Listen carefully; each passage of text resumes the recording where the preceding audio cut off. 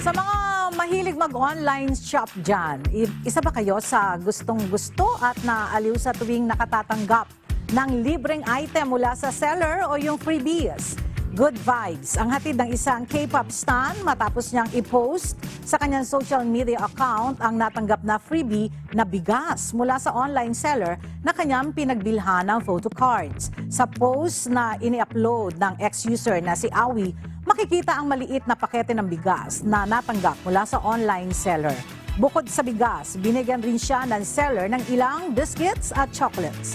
Nagpapasalamat naman si Awi dahil maayos na nakarating ang kanyang order, gayon din sa mga libreng items na kanyang natanggap.